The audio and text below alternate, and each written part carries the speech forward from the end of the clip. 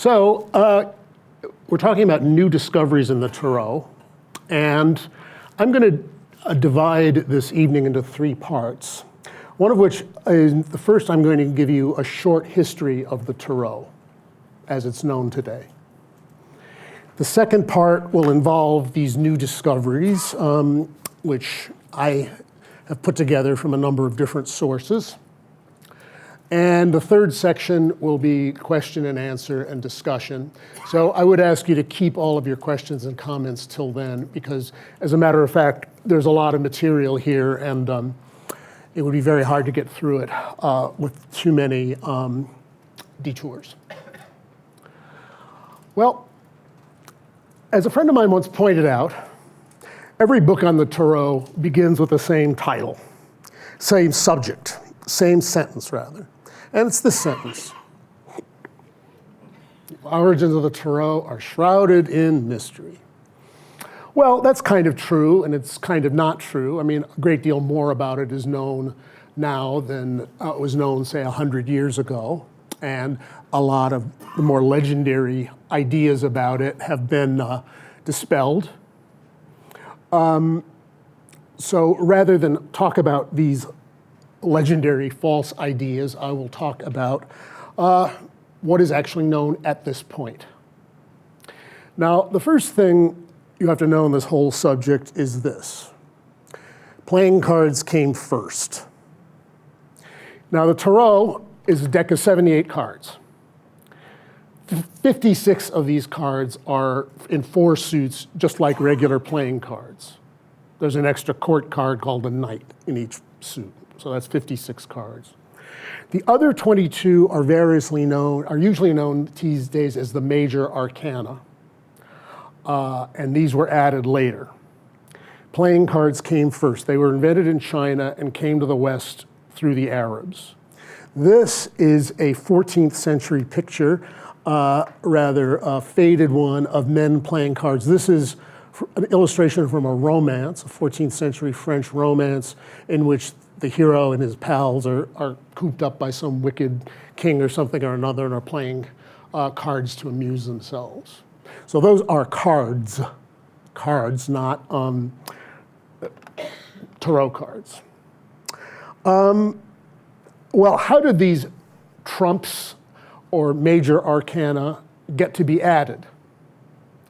Well, to understand that, you have to understand that there was a common thing at the time, and these were called triumphs. Sometimes there were parades in which there would be like a cart of certain symbolic entities following others, and they were supposed to have a mystical significance. Here's one. This is an illustration and this is death. And death is one of the key figures in these triumphs. You will notice that there's certainly some resemblance to the death card in the Tarot, because you have this a grim reaper here who's more or less a skeleton, and lots of dead people and chopped off heads here, which is one common feature of Tarot symbolism of death. Here's another one, another triumph of death. Very much the same, again, with the same motifs. And here's a couplet about it. When they look for not for me at all, with sudden stroke I make them down to fall. Now that is archaic English because it was translated by a man at the court of Henry VIII. And it's a translation of this long poem by the Italian poet Petrarch, which was called The Triumphs. And it's a series of poems that took him over 30 years to write. And he has his poems arranging in very little triumphs of one thing over another. Well, love, chastity in this view trumps love. Well, death trumps chastity. Well, fame, if you can get it, trumps death because you'll still be alive, at least in a certain sense, after you die. Of course, fame goes away too, so time trumps fame, and divinity trumps time. That's the structure of Petrarch's poem. And you can see a lot of these things, love, death, time, reflected in one way or another in the major arcana of the Tarot, the 22 cards. In the 15th century in Italy, playing cards were modified to add these trumps, which come actually from triumphi. That's where our word comes from. And these were added, and they look, here are some early examples. These are from the late 15th century. These are Italian. You can, those who are familiar with the Tarot will see, well, this is the hermit, the old man with a lamp. Here is the moon, not quite the same as the one in the tarot deck. Here is the lovers, these pairs of lovers with Cupid shooting down from above. So this kind of iconography, here's death. This kind of iconography was already pretty firmly in place by around the year 1500. Now, another thing you need to recognize about this is that the Tarot was a game, that it was a card game. It was, in fact, there were a lot of different games you could play with the Tarot, just like playing cards. There is no evidence that they were used for fortune telling until the 18th century. In fact, there was no evidence that any cards were used for fortune telling until the 18th century. The first reference to it in literature is, strangely enough, in the memoirs of Casanova. Casanova, when he was in Russia, bought a Russian serf girl. You could buy serfs in those days. And he sort of kept her around, and he was pretty fond of her, except she had one very bad trait, which was that she was compulsively jealous, which is not perhaps an ideal characteristic to have if you're Casanova's girlfriend. In any case, he kept saying she would compulsively use these playing cards to kind of tell his whereabouts and that kind of thing. So that's the first reference to it that we have in this really odd context. And no one had any particular association of it with esotericism, with ideas, even though a lot of these ideas came from the kind of, in a sense, the medieval tradition. It was still just thought of as a game.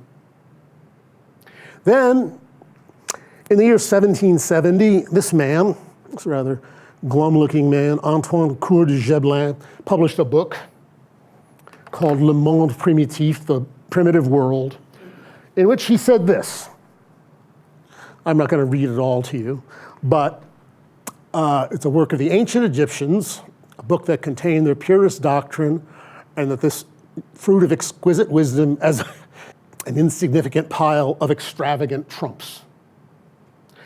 So Coeur de Gebelin in 1770 was the first man who said that there is an esoteric significance to the Tarot.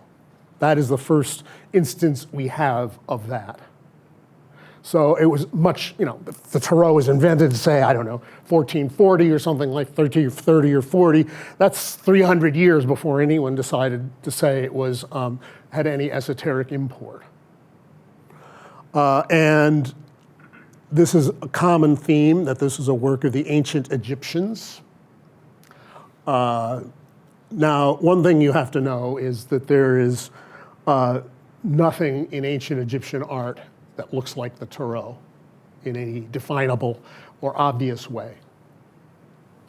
There may be something else behind it, and that's what we'll get to, but there's no Tarot deck, to be found among the tombs of the pharaohs. The next important figure in the history of this whole concept was this man, another Frenchman, Eliphas Lévy, who was one of the most influential occultists of his time, which was the mid-19th century. He was an extremely important figure. And in one of his books, he wrote this. 22 keys of the Tarot, that is the Major Arcana, the trumps, are the 22 letters of the Kabbalistic primordial alphabet. So Eliphaz Levi is saying that the 22 letters of the Hebrew alphabet, which were often considered, the Kabbalists, the mystics of Judaism, would often meditate and permute these letters as a form of mystical contemplation. These letters were somehow related to the 22 major trumps of the Tarot. Well, what did he mean by that? Well,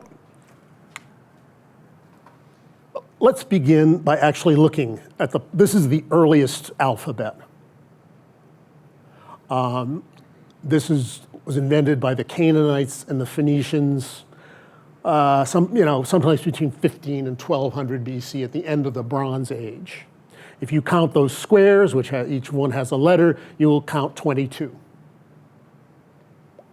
This was the first alphabet ever devised. It is the ancestor of just about every alphabet now known in the world, including our own. I mean, you can even see our alphabet here. Well, guess what? This ayin here is the ancestor of the letter O. This lamed here is the ancestor of our letter L. Aleph, well, this just looks like an A on its side. So this is where we got our alphabet, and this is how it came. Here are some hieroglyphics, which the Egyptian writing.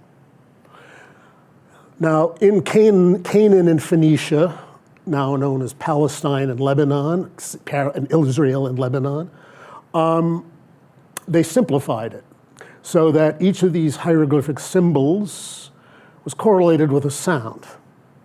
Usually, it would be the first sound of the thing that you were drawing. Like this looks like waves, and it's water, and it is the letter M, which in Hebrew is mayim.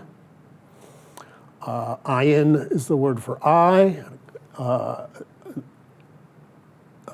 This is a head, which ended up evolving into our letter R via the Greek.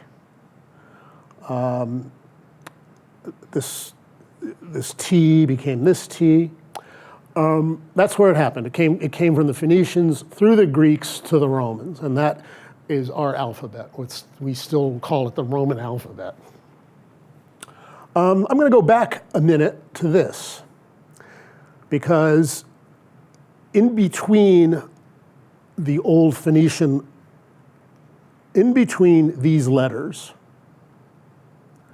this is what the Hebrews wrote in the time of the monarchy of Israel between 1000 and 586 BC. These are the letters they use. If they dig up anything like a potsherd or something else with something scratched in it, those are the letters you will see. They did not use or have this. There were these Aramaic letters. This is the Aramaic alphabet. The Hebrews and the Talmud called it the Assyrian alphabet. So guess who they got it from? You'll see this starting to look more like Hebrew letters, and hence we have this. In the Talmud, it says that the Talmud calls these old letters the broken letters because they are actually kind of crude. And one place in the Talmud, it says that the law was given in these broken letters because the people were degenerate and they were slaves. And only after we became refined did we start to use this nice, lovely alphabet that we have. So the whole point of this is that these 22 letters evolved through a couple of steps into the Hebrew alphabet, right? That all pretty clear? And again, these were 22 letters. This is another set of 22 letters. So why 22 letters? Obviously, Eliphaz Levi and the Kabbalists insisted on the importance of these, this number. And that is kind of where we're getting into the new stuff. A lot of what I'm putting together from now on is kind of from the French esoteric tradition, because the tarot was a part of the French esoteric tradition. The tarot was virtually unknown in the English-speaking world until the 20th century. But it was very much studied among French occult circles. And not a lot of this knowledge has come across, even though England and France are, pretty much next to each other. Well, let me answer this question with a question. How many regular polygons can be inscribed in a circle? What do I mean by that? Well, here's a circle, and this is a regular polygon. That's to say all the sides are even. And that's one regular polygon, the triangle. So that's one. Here's another. This is, again, a square, a regular polygon, and it can be inscribed in a circle. So how many of these figures are there? Would anyone like to make a wild guess? 22, precisely. And this is how they go. Here, these are the numbers. So the Roman numerals are the numbers of the figures. These are the number of sides to the figure. Triangle, square, pentagon, hexagon, octagon, nonagon, decagon, dodecagon, and beyond this here, I suppose this is the icosagon. Beyond these, there aren't even names for these, because no one, where do you ever see a 40-sided figure? But these are mathematically possible. And incidentally, this is why the circle is divided to 360 degrees. An otherwise mysterious thing. Why not? Now, and that's all well and good, but so what? What do these have to do with the letters? What do these have to do with the tarot trumps? Well, in the esoteric tradition, each of these figures has an esoteric name. I'm talking about the geometric symbols at this point. Number 3 is the Queen of Heaven, Prince of this world, word, letter, perpetual vibration, time. And again, you can start to see the old triumphs, making their way in. So, these are the esoteric names of the figures, and how do they all fit together? Well, let's take this one. This is the first one, the triangle. Love, affirmation, imperceptible light. The Aleph is the first letter of the Hebrew alphabet. So we put it with that. And let's put something else on with it. Let's put this figure on with it.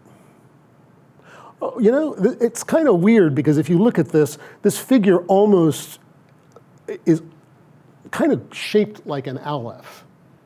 And you will see almost echoes of these letters in some of the tarot images. Now, this is the Tarot of Marseille,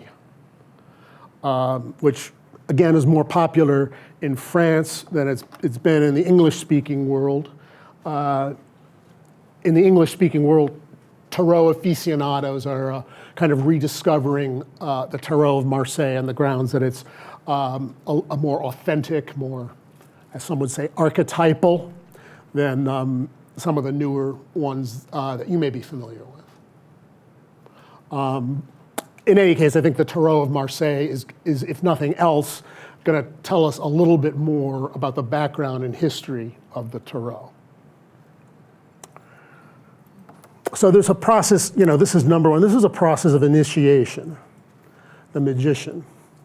And again, you see the Aleph.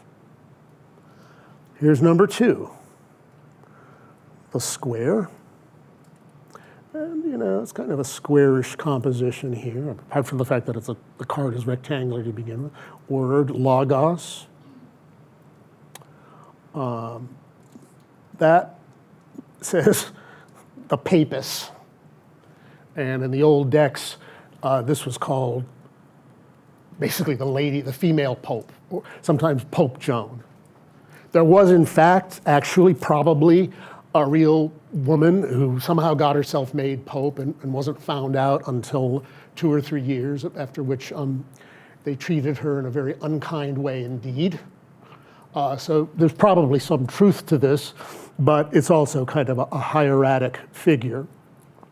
In a way, in a way, it sometimes feels as if it's a little bit, this is one of the ones that have, for some reason or another, an Egyptian feel. The other thing about it is that this is a weird thing to have in a Christian context because there never was supposed to be a female pope. And why it's there is a little difficult to explain, except in the context of what I'm telling you about.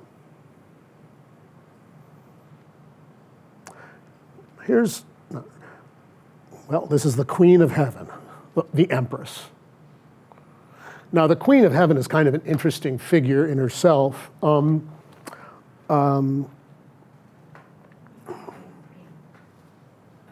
Queen of Heaven Cemetery, where a friend of some of us was interred a couple of weeks ago, Marvin Jung. It's a Catholic cemetery dedicated to the Queen of Heaven. Well, then you look in the book of Jeremiah, and Jeremiah starts railing at the Hebrews for worshiping the Queen of Heaven in their temple. He says, you know, you had your temple thrown down and sacked because you were worshiping the Queen of Heaven. The people said, no, that's not what happened. We were worshiping the Queen of Heaven. Everything was fine. It's when you people threw the Queen of Heaven out of the temple that they came and destroyed, the Babylonians came and destroyed everything. And this is actually in the book of Jeremiah. So, but today, we, in the Catholic tradition, have brought back the Queen of Heaven, and she's known as Mary, of course. It's one of Mary's almost countless titles, but here she's the Empress. Now, let's look at this one. The Emperor, the Prince of this world. I mean, those are pretty close concepts. The prince of this world sometimes sometimes the devil is referred to as the prince of this world, although not in this particular system. The pentagon here, the third figure. This is an aside, but if any of you have heard of the concept of gematria, gematria is a Hebrew version of numerology. If you add, it's very famous in the Kabbalah. These letters are numbers, and if you add up the numbers of the letters and the numbers of the letters of a certain other word, they suggest a kind of equivalency. Most gematria link the numbers with the letters this way. Aleph is the fourth letter of the alphabet, so its value is 4. There is an esoteric numerology, very little known. I've never seen anything written about it in English, which has a different system of numeration. The value of this letter is not this number, but the number of sides to this figure. So you would add, if you're adding things up, this would be a 6 rather than a 4. And that would yield lots of different results. I've never even seen anyone write about this in English. Well, here's kind of a funny one. Le Pape, the Pope, and you see him associated with nutrition. Well, perhaps a little bit of a stretch, but of course there is the word pastor, which comes from the Latin pascere, meaning to feed. So in a sense, the ecclesiastical authority is sort of the person who provides spiritual food to the faithful. Makes sense, doesn't it? Rebirth, renewal, the lover. Is this the lovers or the lover? Lover. A lot of the modern tarot decks call it the lovers, but it's, in a sense, it's about this guy. And Cupid is shooting kind of right between him and obviously we're supposed to think is his soulmate, and this rather unpleasant person is getting in the way for reasons that are not quite clear.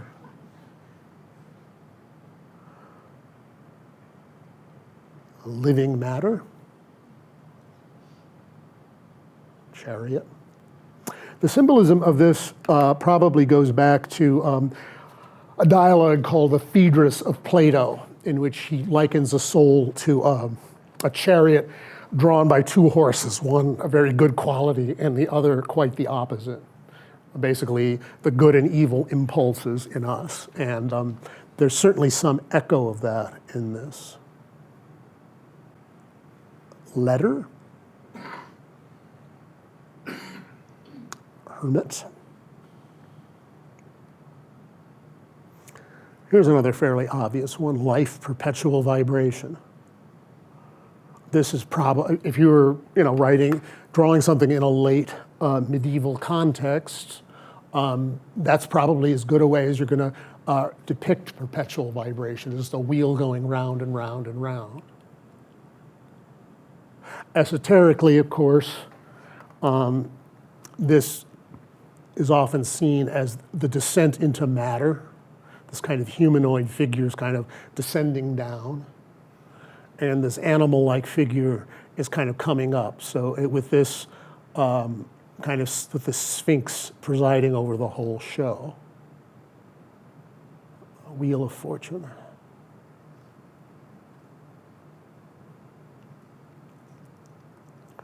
Justice, search, progress. Notice kind of a visual echo of this letter, the Kaf, with this.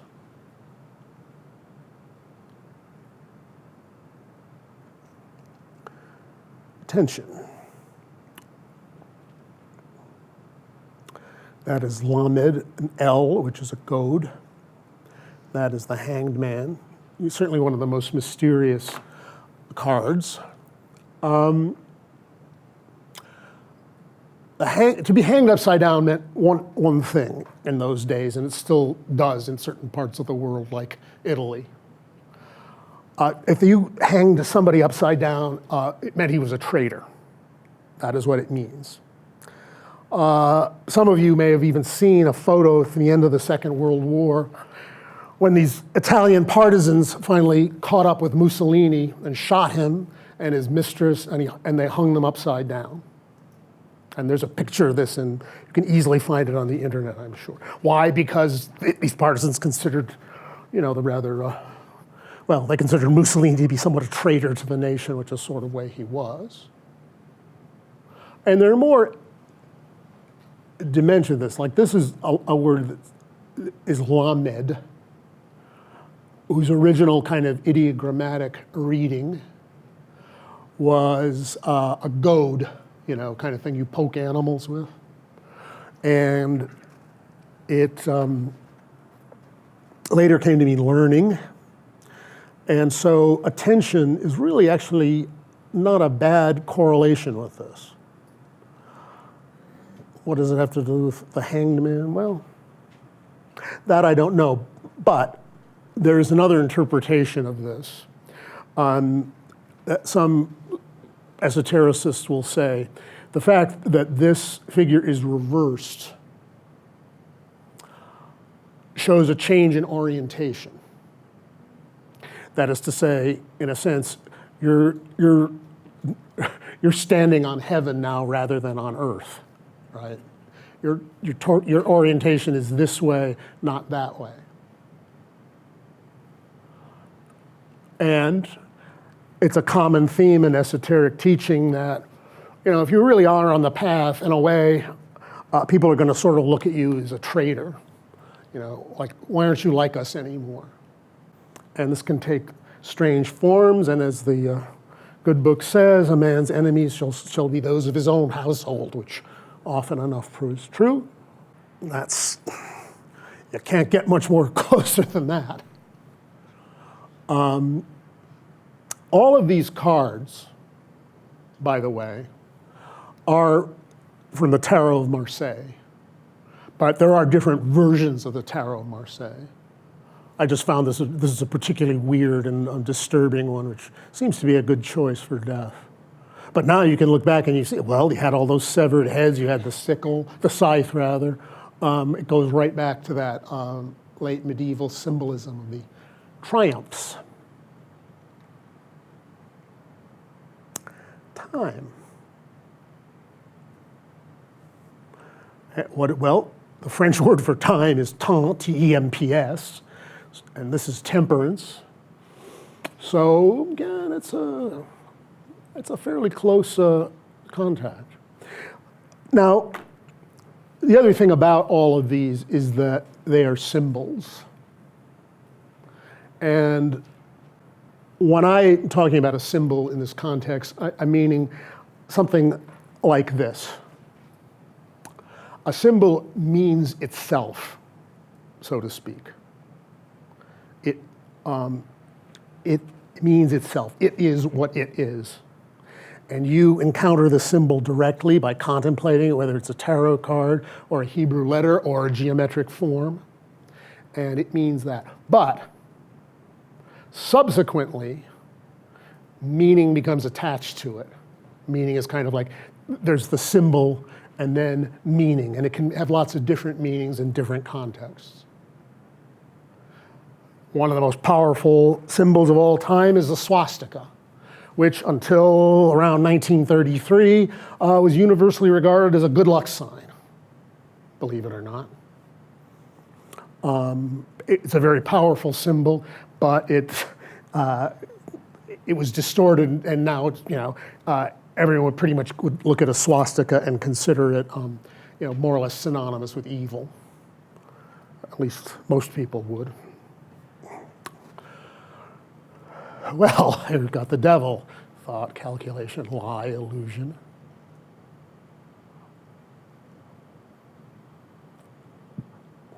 It's a rather, these designs are odd, and one never really knows kind of what to make of them. It's as if their crudeness is part of their way of expressing what they have to express. Like, for example, this devil is not particular. I mean, he has all the claws and this and that, but the devil actually looks kind of stupid. And he well, I guess lie, illusion, and maybe there's an idea in that. Maybe the idea is that number one person you're most likely to fool is guess who? Yourself. It's easier to lie to one person than it is to many people, even if that one person is yourself. I would say this explains a great deal about even ordinary psychology. Relief. So in a sense, this is kind of clearing the board so things start all over again. It's certainly a powerful card. In the English decks, it's called the Tower. It's a rather curious name here, La Maison Dieu. It's not even really grammatically French. It means like the house god. The house god. There's no de or of in there. And they could certainly have fitted in if they wanted it to. So that may have some significance. But again, this is not quite as negative as it looks, because it does look like some energy is coming down in the form of these sparks.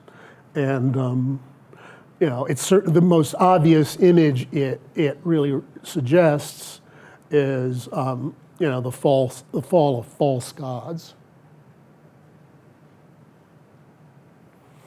This letter, the Hebrew ayin, which you already saw as the source of our letter O, means I. So in a sense, if this had to do with self-deception, maybe this has to do with realizing the awful truth, whatever that may happen to be.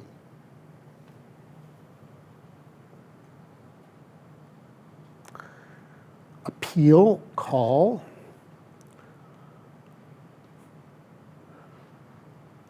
When I was looking this up on the internet, I came across some site that said this is one of the most magnetic cards of the Tarot, and in a way it is. Appeal, in this sense, means, as in sex appeal, you know, an appeal, someone has appeal, as much as it is a call in the more literal sense. Fixation, waiting. There is something kind of weirdly stagnant about this. Many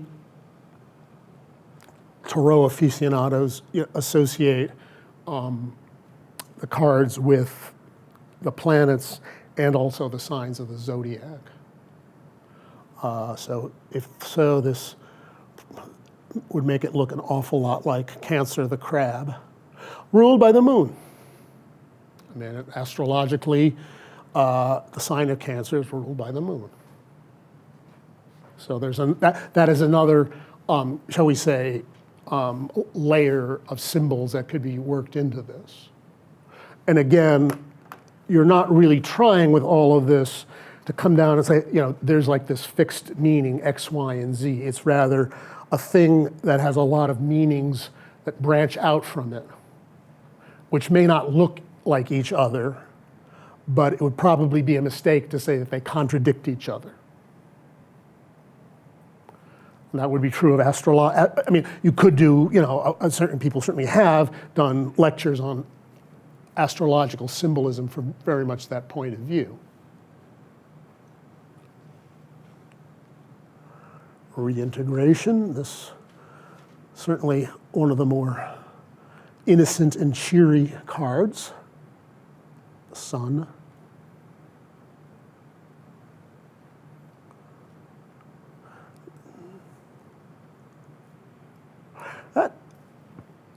That letter Kaf is the ancestor of our letter Q. That means the back of the head. It probably has some reference to the primitive brain, the back, you know, the medulla, and you know, the kind of the more primal levels of the brain, which are at the back of the head, rather than this is the front of the head. So in a sense, it's like awakening. And notice, I mean, all of these are Christian symbols, kind of. They're kind of Christian symbols, but they're also kind of not Christian symbols. You know, this image is certainly, you know, familiar from, you know, any number of, you know, Christian sacred writings and images, but you somehow get the sense it means something different here. Again, my whole point is that there's not one thing, but maybe many different things. And your reason for studying this is to be able to, you use this so you're able to integrate a lot of related ideas. So your mind itself becomes more integrated and unified. That arguably is the reason for studying sacred symbols, rather than just having it be like, you know, knowing this for the sake of trivia or something. Pause, point, le monde, the world, hermaphroditic figure. These are the four beasts of Ezekiel, of the Ezekiel's vision in chapter 1. The man, the eagle, the ox, and the lion. And, you know, people who are familiar with astrology will recognize these as the four fixed signs of the zodiac. This is Aquarius, who's a human. Scorpio is the eagle. This is an alternative symbol for Scorpio. Taurus, the bull, and Leo, the lion, the 4 fixed signs of the zodiac.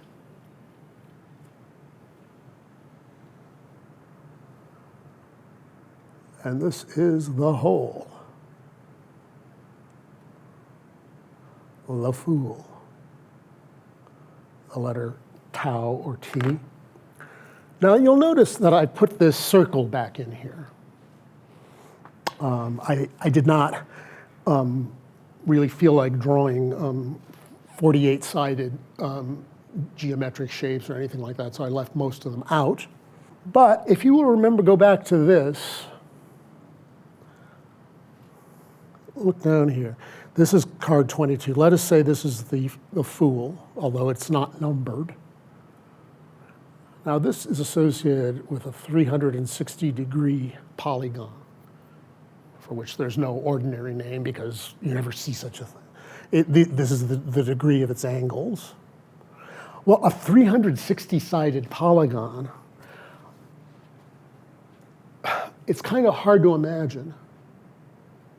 And it could fool you into thinking it's a circle. So maybe that's one of the meanings of this Fool, that it would be associated with this 360-sided figure. This may be one of these images, these meanings of this. Now you can see there are enormous numbers of different symbols within the symbol, like this. Some people have, some tarots, kind of the more modern, sugary ones have, this is kind of like a little dog jumping beside the Fool, but this obviously looks like, if you just take it as only, it looks like this basically this bum who's being attacked by, somebody's dog who wants to drive him out of the house, and it's probably closer to what it is. And, of course, the Fool at some level represents all of us. So, where do we come from? Here are the forms of the 22 Hebrew letters. They can be traced in a funny way to these hieroglyphs. So when they say it has an Egyptian origin, this could be at least the source of this idea.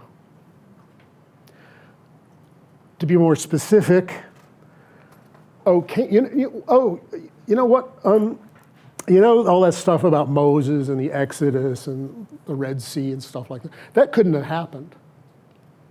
That was historically impossible. Do you know why? Because the Promised Land was an Egyptian province at that time. It would be like saying you led the children of Israel out of the United States into Alaska.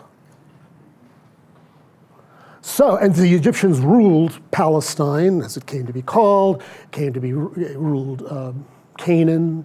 They never got quite as far up as Phoenicia. But it's conceivable that in this milieu, some esoteric school about which we know nothing, started with these Egyptian hieroglyphics, made a set of letters, which eventually they numbered at 22 for the reasons we've just been talking about for the last half hour. And that could be why the Tarot is said to have an Egyptian origin. Now, what I'm saying is speculative. And when I say it's speculative, it means, from my point of view, it's consistent with known evidence, but you would have to have a lot more evidence to prove that it was so. I have no particular reason to believe this evidence will ever show up, although it could. So, maybe there was some truth to this Egyptian idea, at least in this very indirect form.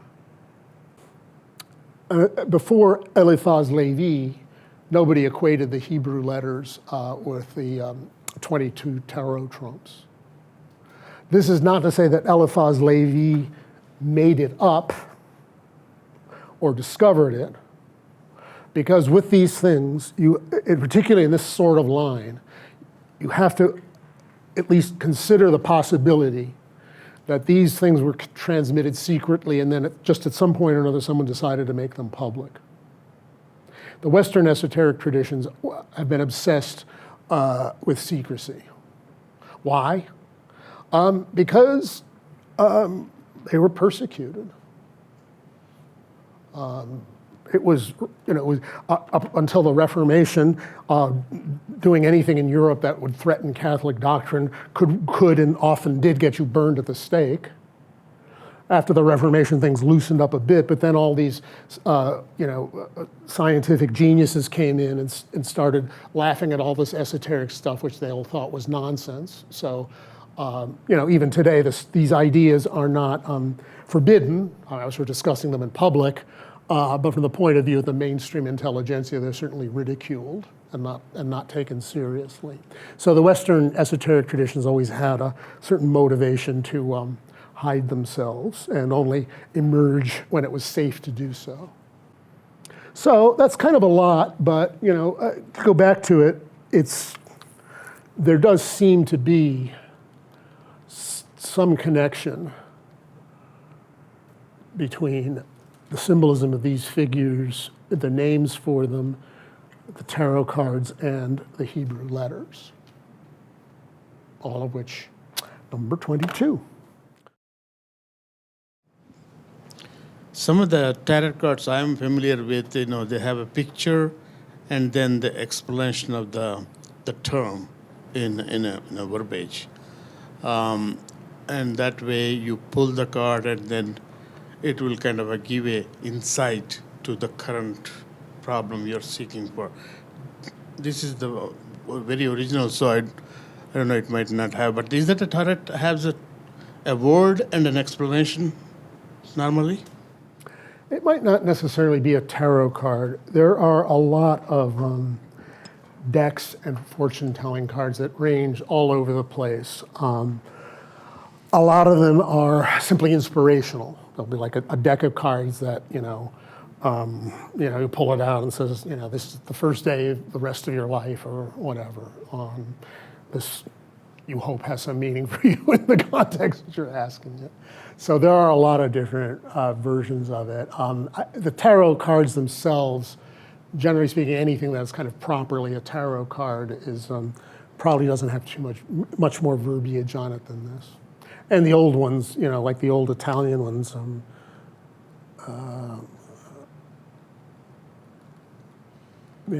these are kind of the original ones. You can see, they didn't have any explanations at all. So where did the trumps come from? They seem to be like metaphysical or philosophical ideas that, were they the first set of cards? No, the playing cards came first, and then where did the trumps come from? Well, they came from this concept of these triumphs. And they were parades. Like they would have carts where a person would be dressed up as death and swing a sickle. And the next one would be whatever came after it, like, lovers. And then these evolved into these symbols. They made them into cards.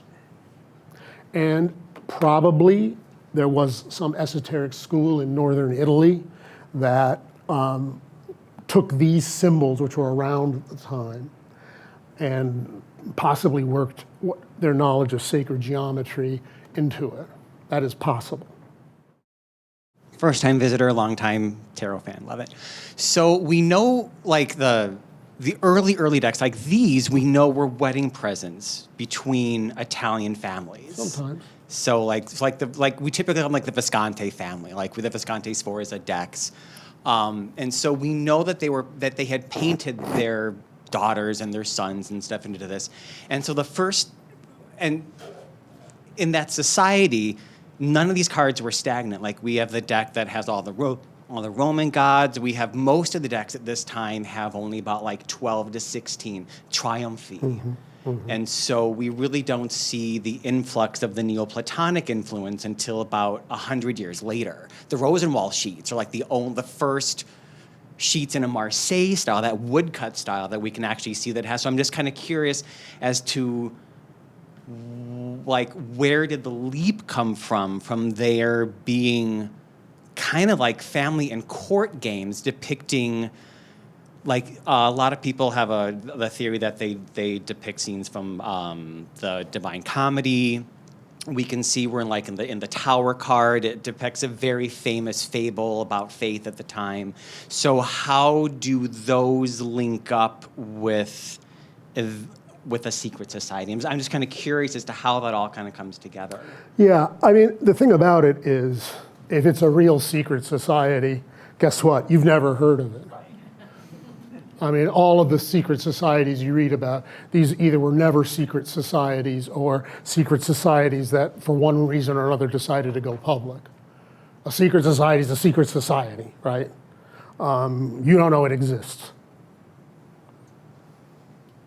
Does that make sense as a hypothesis? So where, when it came, I mean, yeah, this was a loose tradition in the 15th century. At some point, it became kind of fixed in the system of 22 trumps that, we have.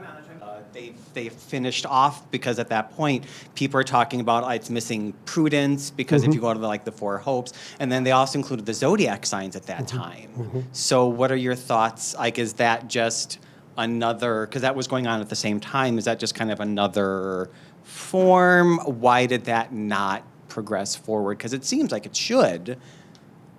With the zodiacal signs and the elementals, they were all within the deck at that point.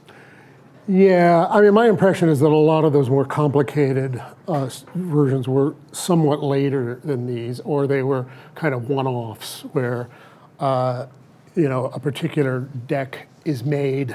Hey, let's throw in the zodiac signs. Hey, let's throw in the planets.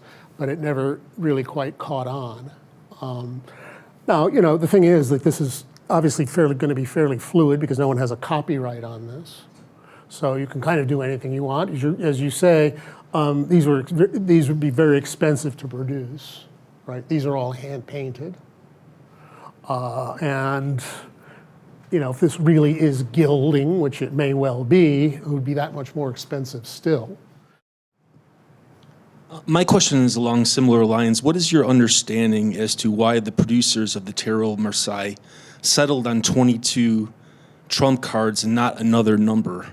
For as you're probably aware, the predecessor decks to the tarot, the Italian Tarocco decks, in some cases had more than 22 trumps, and they were not numbered.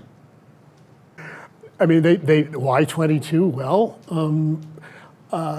because it represented this kind of collection of sacred symbols. And someone put these together with who we don't know who, with these ideas, names out of the esoteric tradition and drew them in picture form. I mean, the thing about a geometric shape is that it can be used as a symbol of contemplation. That is, you kind of meditate on this symbol. And if you do, a lot of things are likely to come up. If you were a working esoteric group, what would you do? Well, you would sit around, you would all meditate on this symbol, and then everyone would say, well, this is what occurs to me, this is what occurs to me, this is what occurs to me, this is what occurs to me. Somebody would write it down, and they would see similarities and boil it down to what seemed to be the essence of it all. And if it seemed like a good workable system, they carried it on and perpetuated it. And in this, they would perpetuate it in, a very apparently innocuous form of just card games. Hi. Every book that I've purchased and every deck that I've purchased of tarot cards has a section that describes different spreads. Is there a significance in which spread you choose to find different information, or can you kind of guide me through that? Yeah, well, there are a lot of different spreads. And the simplest is the 3-card spread, which is you put 3 cards down, past, present, and future. That's the simplest. Probably the best known or most widely used by a lot of people, it's what's called the Celtic cross. So you put these cards out in a cross, and then you put 4 others on the side, and they will show different sides of it. There are people who use the Kabbalistic tree of life. You know, you're familiar with the 10 sphirot of the tree of life. There are people who will do a layout in that form. The Celtic cross is the most common. A friend of mine just published a book which has an interesting spread that she learned from an old Welsh wizard. That's quite unusual, but I think has some possibilities. It's called the Fool's Mirror. And it's kind of like the cards are laid out in diagonal form. You lay out 22 cards, and you only use the Major Arcana. So every card appears in the spread. It's a question of where it appears and how they relate to each other that tells you what you need to know. Now, this has some advantages because if you use an ordinary, one of the more familiar layouts, and those of you who've read Fortunes may have had this experience where you're reading cards for somebody, and then something like death or the Tower or some really dark-looking card comes up, and the person the person you're reading for thinks he's screwed, and chances are, no matter how you interpret it, the person goes home and says, "Wow, I saw the death card." That's the only thing they remember.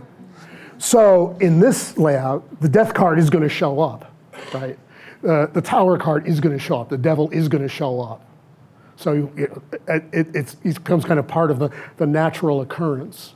The book is called Tarot Triumphs by Cherry Gilchrist, if you want to read it. And I think there's something to it. I think it's it also has some description.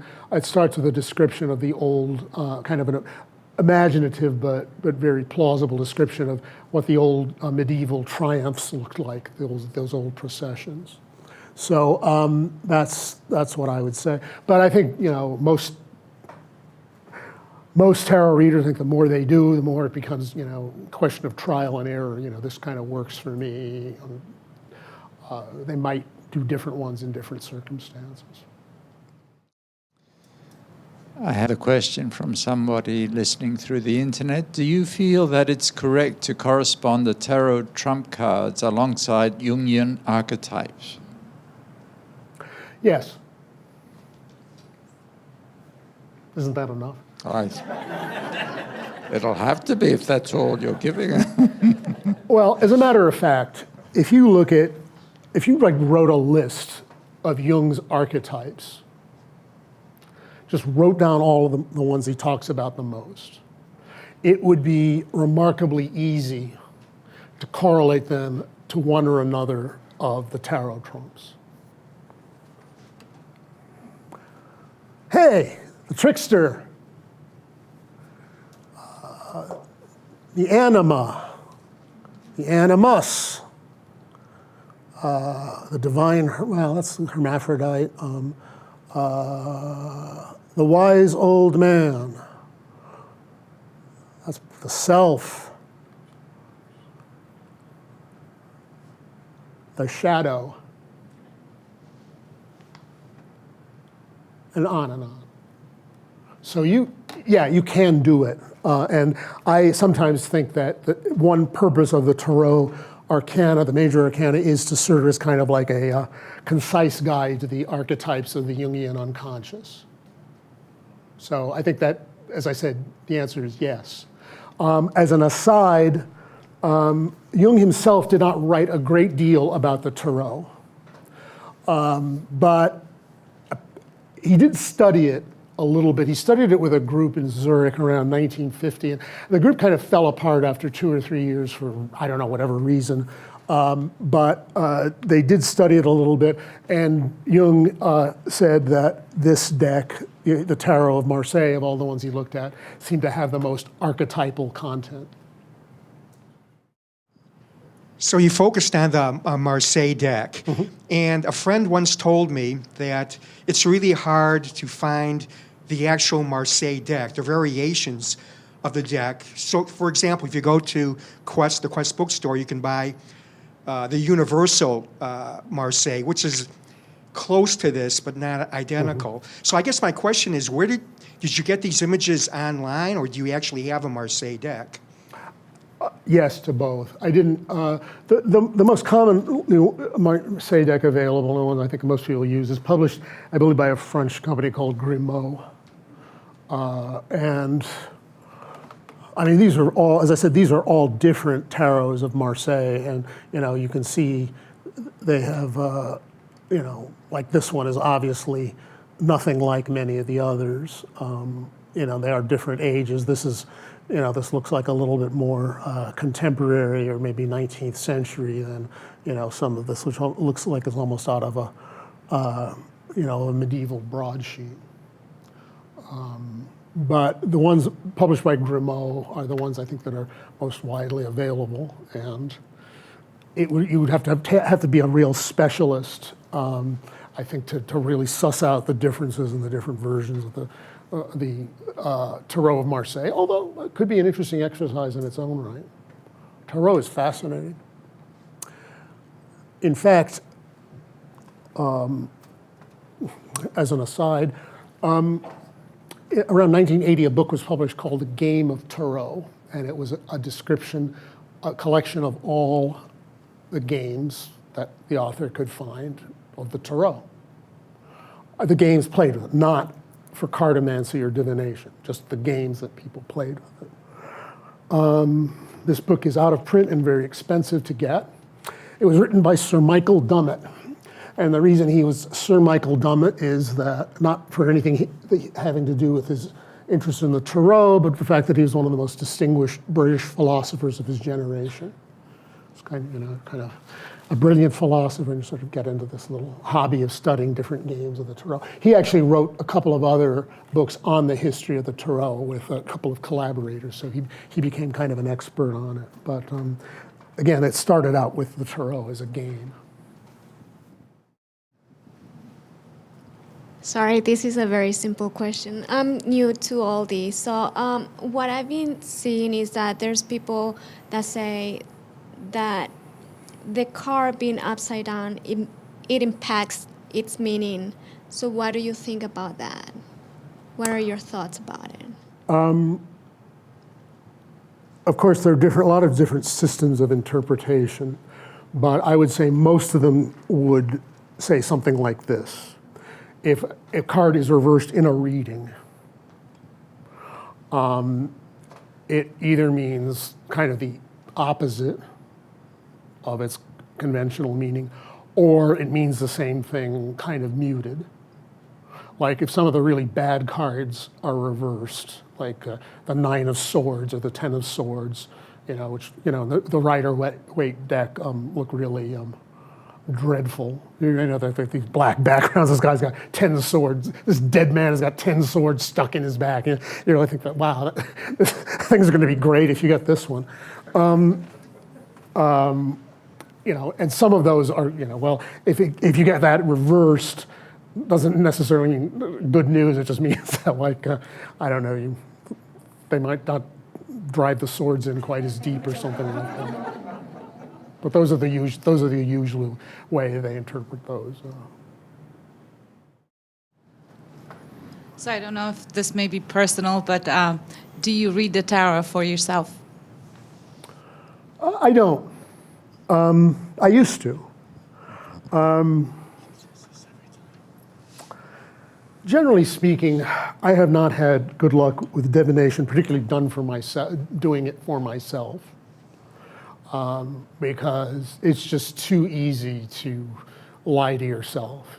Like either the two most likely errors you can fall into are one, have some delusory sense of how wonderful it's going to be from the result of this, or some equally inaccurate feeling of doom about the whole thing. It's like probably like anything. I mean, even a good surgeon would not try to perform an appendectomy on himself. And I think, by and large, it's better for oneself to kind of train your own inner intuition. So the external things are not quite as important, although they can be valuable ways of developing intuition. It's not that they're not, but that's, and I haven't read deck for anyone for a long time. Well, this is just a comment. I mean, I don't use them for divination, but I find that when they verify me. If I'm confused about something, or I'm just, I don't know, every once in a while I just think, okay, I just need to see what the cards say about this. And I just started doing this recently, so I have to look up in a book. And it's always spot on. And sometimes I don't realize exactly what's going on with me until I read what the meaning of the card is. And then it's just very helpful. Oh, of course, because something's been percolating in my subconscious, but I didn't get it until I saw it in the cards. So for me, it's not a question of telling the future, it's just verifying where I am now, and it's astonishing to me how accurate they always are. That sounds like a very good use for it.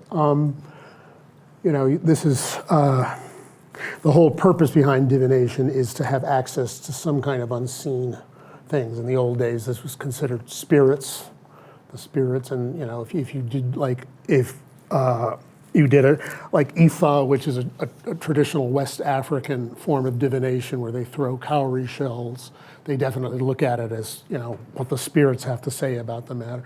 People today get kind of uncomfortable, thinking about spirits, and I don't know, it gets too exorcist-like for them, or too soon, or something like that. And so they tend to think of it as accessing their own subconscious, but they both may be ways of looking at the same thing. The other point to make about that is one advantage of the way you're doing it is it evades one problem that you can have with access to intuition or your subconscious, which is the subconscious is easily bored, and if it's bored and it's uninterested, it's not going to give you good results. That's why, I don't know, I myself think for most people the more laborious methods of divination, probably aren't likely to work as well.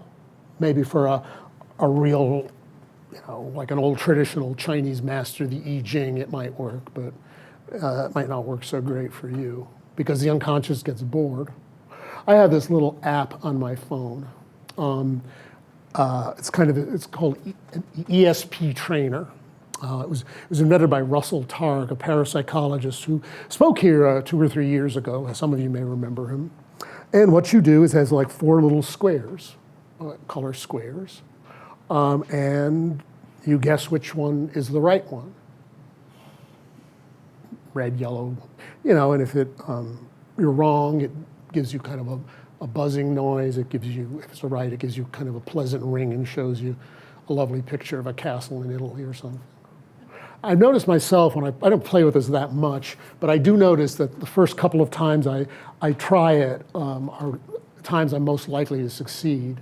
And even if you do it like 4 or 5 times, I can sense the unconscious getting bored with it, and the average goes back to random. So avoiding boring your unconscious is probably a good way to practice divination.